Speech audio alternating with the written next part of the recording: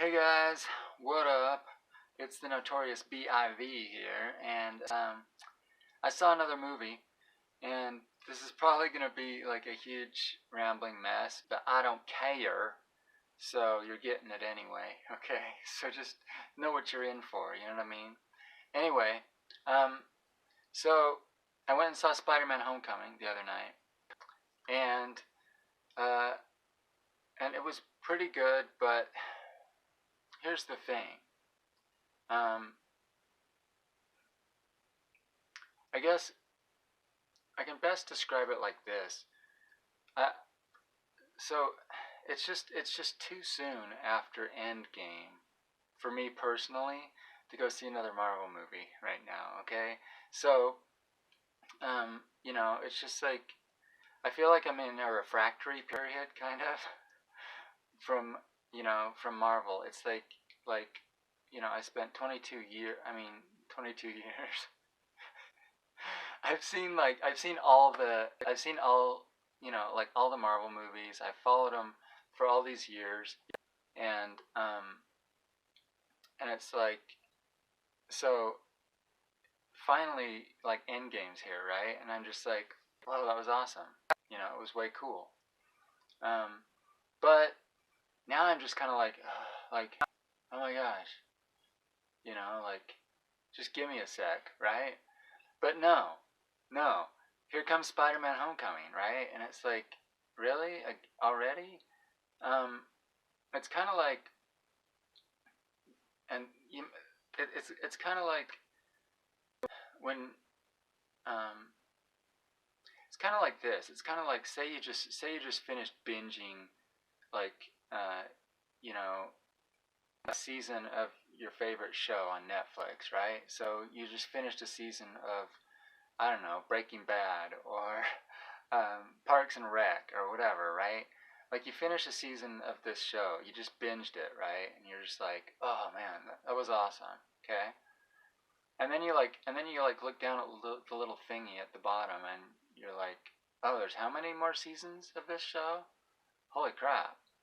Like, okay, well that's cool, and I'll get to those, but like for now, I just want to kind of like soak it in and just like, just kind of like relax. Like you're not gonna get to those next. You're not gonna start the next season just like that. Maybe sometimes you do, like if there's a cliffhanger or something like that, right? But Endgame was just like it was finished, right? Like it was like, you know, the the 10 years of Marvel, the first 10 years of Marvel, this era has come to an end, right? And you're just like, holy crap! I just want to chill now, right? And I knew Spider-Man Homecoming was coming, but I was like, um, it's Spider-Man. Did I say Spider-Man Homecoming? I meant Spider-Man Far From Home. Um, and and and they just, it was like, I knew it was coming. I mean, I watched the internet, I watched YouTube. I follow these things, right? I mean, I'm interested, and obviously, like, I knew it was coming. I'd seen previews, and I'd seen people, you know, trailer previews and all this kind of stuff, right? But so I knew it was coming, but like then it dropped last week, right? 4th of July weekend, and I was just like, are you serious? It's here already? Like, holy crap! And I was like, do I want to do this right now? It's kind of like too my very first impression. What I very what I honestly felt like at first. I gave you the Netflix analogy, but like this is what it's really like. It's like you just had sex with your girl, right? And you're just lying there and like everything's great, everything's cool, and then she's like, "Hey, let's go again. It's time to go again." And you're like, "Oh, is it? It's time to go again? Okay." Like that's how I felt about Spider-Man Homecoming. So that's how I felt going into this movie. It's just like I'm not really ready for this. And therefore I don't think I enjoyed it as much as I could have, because I think it was a really good movie. It was tight. It was a tight little story. And I feel like it moved really well, and like you know, like this led to this, and this led to this, and this led to this, and it just like, and now it's done. Boom, like it's over, right? It was just like boom, boom, boom, boom, over. Good movie. You know, really good pacing, really good plot line. I liked it. You know, it was good, and the action was great. But again, I just don't think I enjoyed it as much as I could have had I you know, had I not been going through, you know, my end game refractory phase, right? So that's kind of the deal with Spider-Man Homecoming. So that said, um, you know, I think Tom Holland did a great job as Spider-Man, as Peter Parker. Um, I think Zendaya did a really good job as MJ. I think, you know, it was nice to finally see her kind of like be a little bit vulnerable and be like a normal person. Um, and you know, that was nice. It made her more relatable for me, instead of just like in Spider-Man Homecoming, she was just like the too cool for school and too smart for everybody and too like, right. It was like she, no one's that cool, right? And generally when someone is like acting like all cool and aloof and whatever, like that's a facade, right? It's like it's their defense mechanism or whatever, right? But I don't think they showed in Homecoming so much like that was a facade. That it was like, you know, that she was just kind of that way the whole movie in Homecoming, and it was and she was that way at the end too, and it was just like, oh well, she's just like this kind of, I don't know, I don't know. She it just made her she was way more relatable in Far From Home than she was in Homecoming, and I liked that. Um, and you know, and she still was like, you know, she still helped Spider-Man like figure out what was going on and stuff like that, right? With the plot, like she still helped, you know, she still figured some stuff out, right? She wasn't like just stupid girl in distress or whatever, and like needs to be rescued by the hero, right? Which is what a lot of you know, a lot of movies are trying to get away from that type of thing, and I get that, like that makes sense.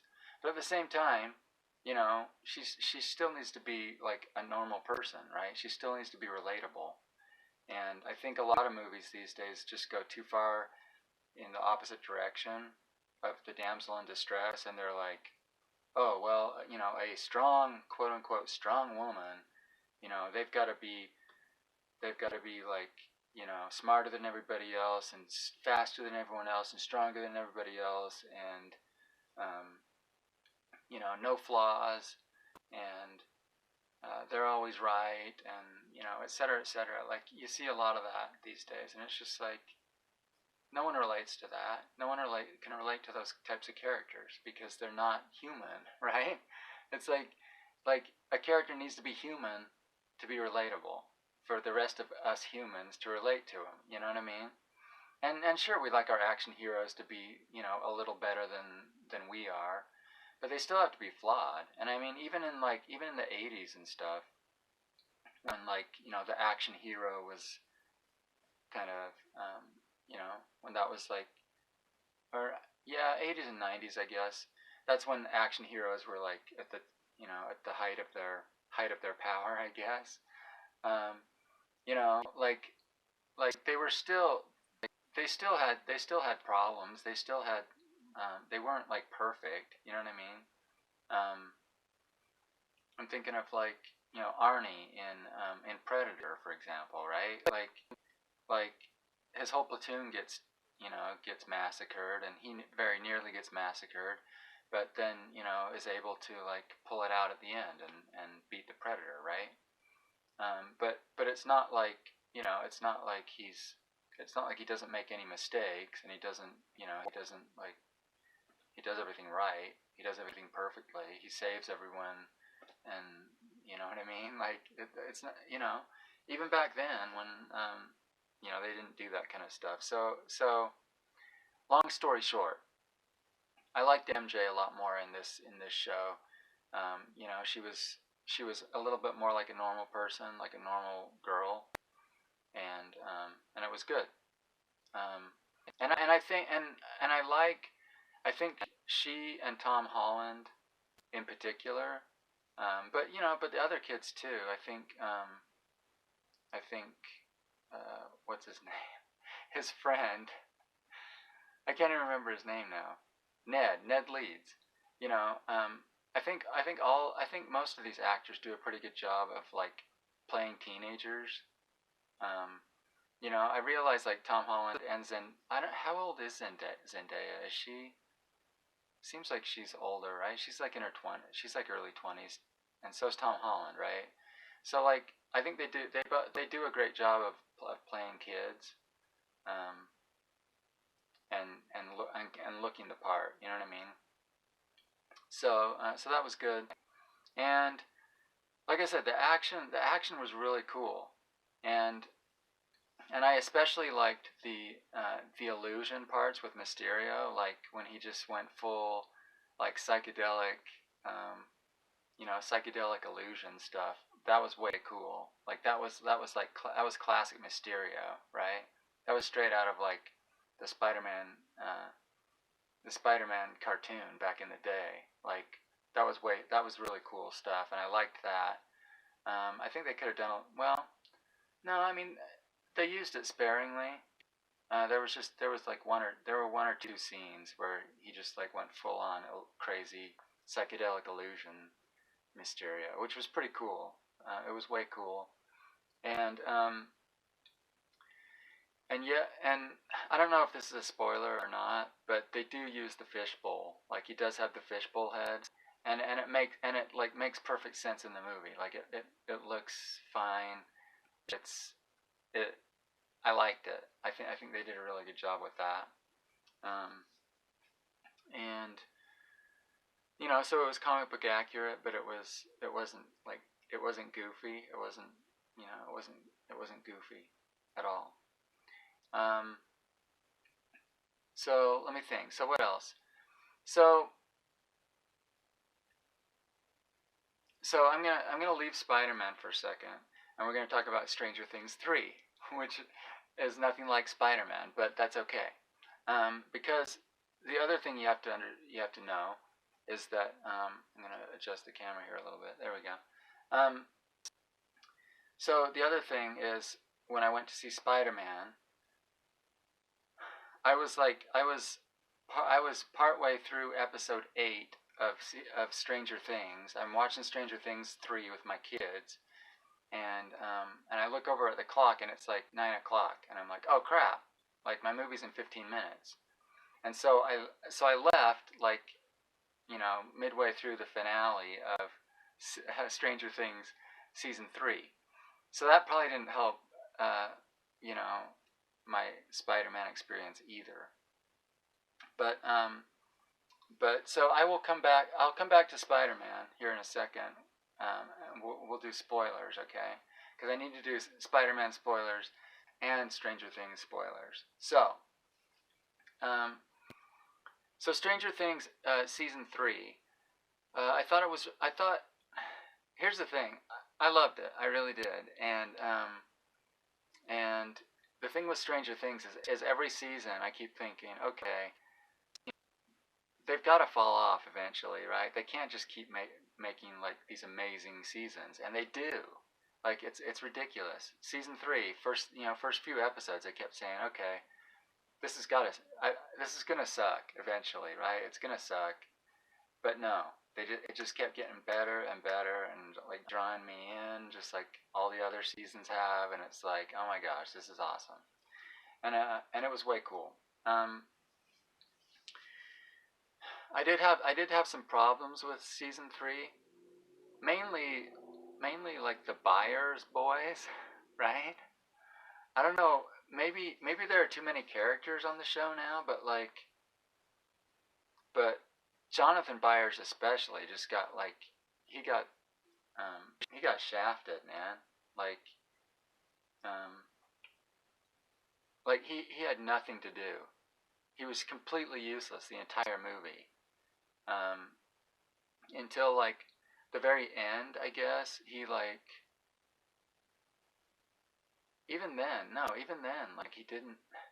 He was just so useless, and I was like, he was useless to the point where I was like, why does Nancy even like this guy? Like, why does she like this guy? He's completely useless, and she's doing everything, and it seems like they were trying to like make Nancy more of a force, more of a, you know, giving her more to do and making her more of a driving force in the story, but it just ended up like all they did was end up shafting Jonathan. Like he's so useless the entire movie. I kept saying, why is he even in this movie? Why? It's not a movie. It's a Netflix series. Whatever. You know what I mean? I just kept saying like, why is he here? He's completely useless. And I kept waiting for him to like do something like cool or something heroic or something like, that only he could do that no one else thought of or whatever. And that never comes. It never comes the entire season. And I'm just like, he was just like a complete non-character. And then his little brother, Will, right? Will Byers, he didn't have a whole lot to do either, really. He was literally the odd man out. Like everyone has girlfriends and stuff, and like he's that's kind of one of the plot points, right? But then they literally just like put him on. They literally just like sideline him for the entire movie, as well as figuratively, right? So like figuratively, he doesn't have a girlfriend, and his friends are leaving him behind, and he and all that, like that, and that worked. But the fact that he has nothing to do in the entire show either. He's just like, he has this little like tingly sense on the back of his neck whenever the evil creature comes around, right? And so that was like that was all he contributed. The whole thing is like every now and then he'd be like, "Oh, guys, I can feel him. He's near." Whatever, right? And that was it. That was it. And it never saved anyone, right? His little spider sense or whatever. Now I'm confusing the two movies, aren't I? His little spider sense like never Will's spider sense never saved anyone. It was just like, he'd just be like, "Oh, hey, the monster's coming," and then like, and whatever. But they were already kind of prepared. It's not like he kept anyone from being surprised or anything like that. So the Byer boys just got shafted big time in season 3 of Stranger Things, and their mom was a rock star. She was way cool,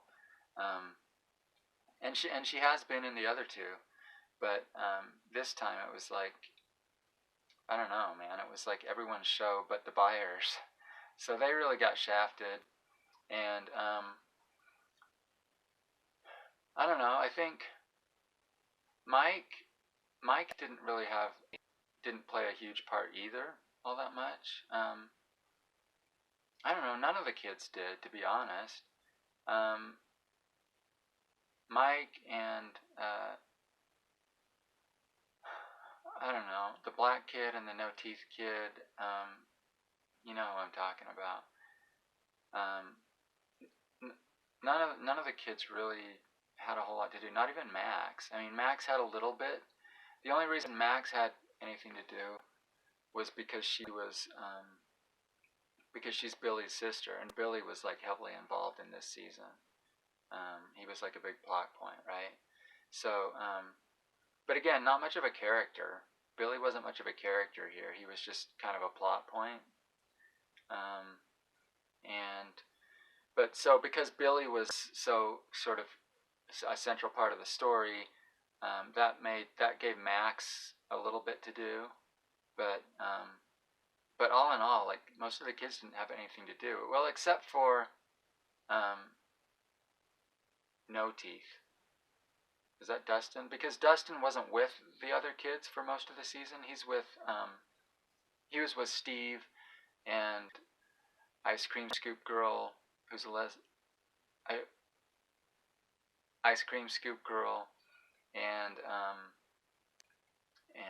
what? Lucas's little sister. That's it. Lucas is the black kid, and Dustin is the no teeth kid.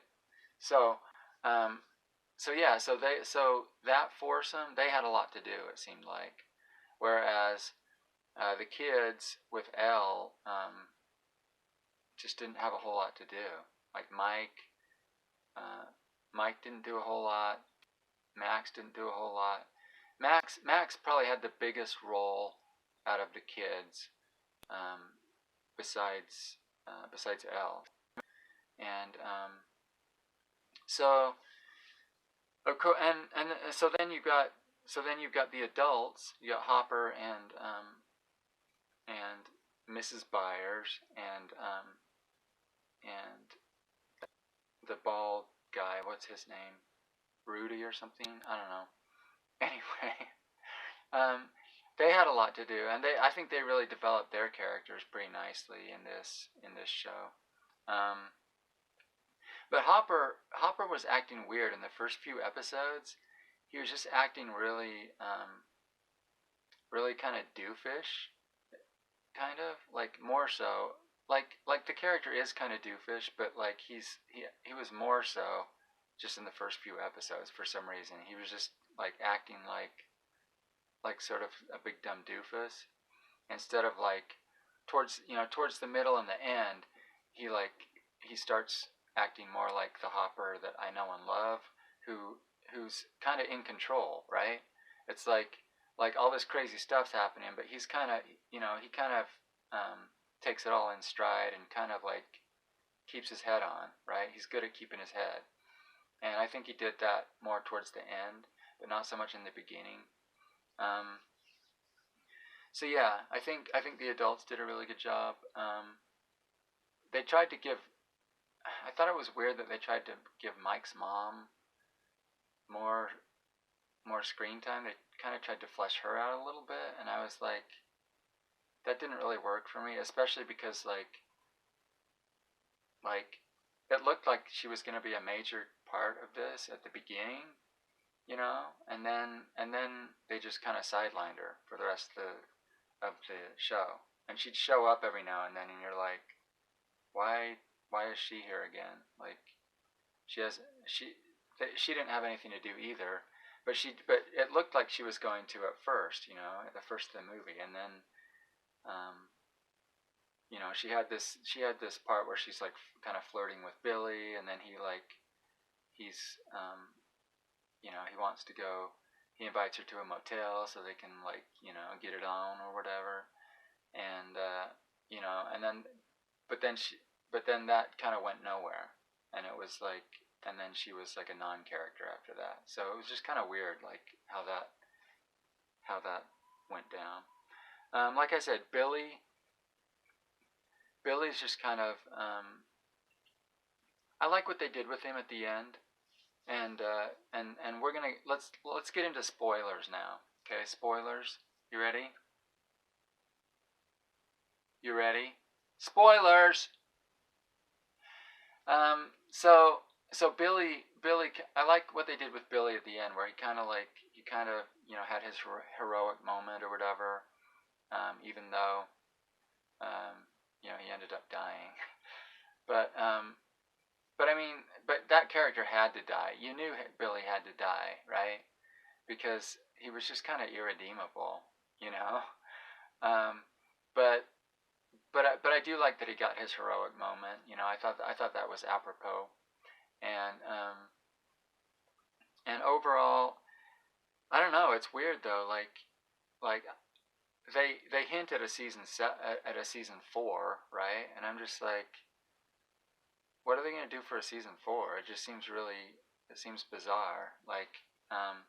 Because the Byers and Elle, I guess.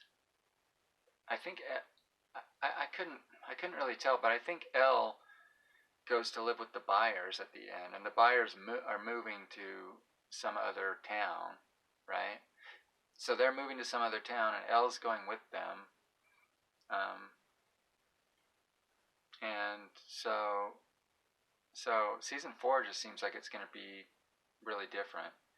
And of course, you got Hopper in Russian Gulag at the end too, right?